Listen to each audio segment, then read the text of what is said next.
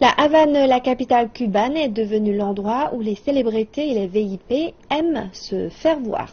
Cette année, la ville a déjà accueilli le président Barack Obama, les Rolling Stones, les Kardashians et les top modèles d'un défilé de mode Chanel. Et cette semaine, à l'occasion d'une cérémonie d'inauguration, la Havane a officiellement rejoint la liste des 7 nouvelles villes merveilleuses du monde.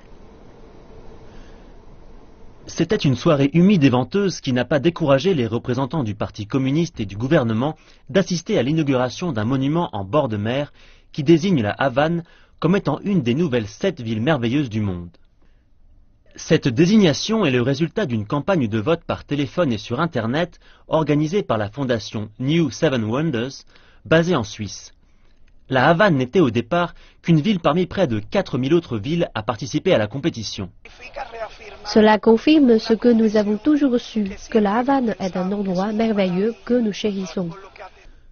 La ville de la Havane a été fondée par les Espagnols en 1519, il y a près de 500 ans.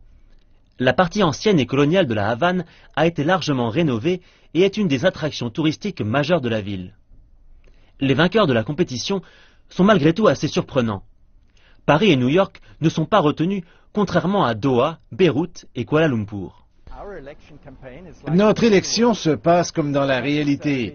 Ce n'est pas forcément le meilleur qui l'emporte, mais celui qui parvient à attirer le plus de votes.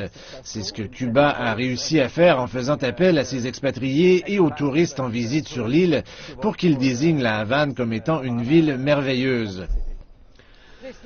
Cette reconnaissance de la nature unique de la Havane devrait donner un nouveau coup de pouce au secteur touristique à Cuba. Mais c'est une ville qui doit déjà gérer un nombre grandissant de visiteurs.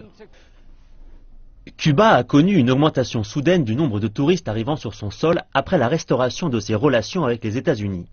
3,5 millions de visiteurs sont venus l'an dernier, soit une hausse de 17% par rapport à l'année précédente. Les hôtels ont doublé leur prix, tandis que les meilleurs restaurants privés exigent des réservations plusieurs jours, voire plusieurs semaines à l'avance. Et ces derniers se demandent désormais combien de touristes supplémentaires vont encore arriver.